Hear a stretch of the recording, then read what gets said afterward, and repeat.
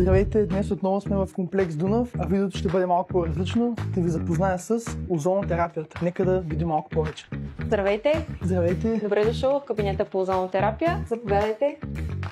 Понеже аз никога не съм имал досег с озонотерапията, какво представлява тя всъщност? Озонотерапията е един допълващ метод в медицината, който се използва за лечение и профилактика на различни болестни състояния. Като всъщност медицината използва едно много важно качество на озона, а това е, че той е мощен окислител. И попадайки в нашето тяло посредством кръвта и не само, предизвиква процеси, биохимични реакции, които имат много добър ефект като цяло. Озонотерапията има различни методи на приложение, като днес смятам на теб да ти направим кръвната озонотерапия или така наречената голяма автохемотерапия, която се прилага в цял свят с отлични резултати. Аз съм готов, само да питам дали боли. Не боли, няма да усетиш абсолютно нищо. Да го правим. Тони, вече си готов за първата си процедура.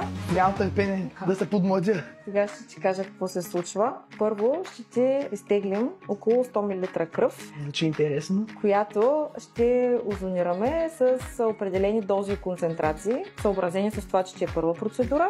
Като усещане не би трябвало да има никакви неприятни усещания. Сега можеш да усетиш един леко метален вкус в устата. Да. Усети ли? Да. Не.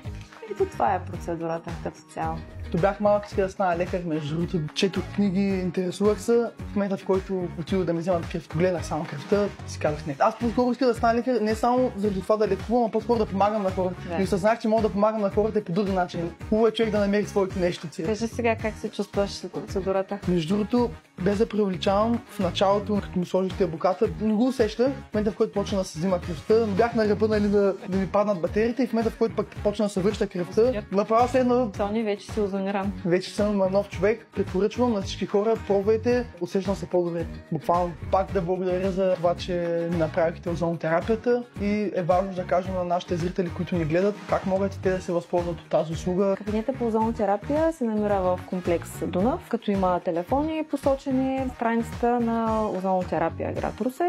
Всеки, който иска, може да се възползва от нашите услуги, като процедурите са подходящи както за лечение на болестни състояния, така и чисто профилактично, така че всеки може да се възползва от нея. Заповядайте и вие да пробвате от озонотерапията. Аз лично останах много доволен. Нов човек съм, така че очакваме ви. Благодаря наистина отново.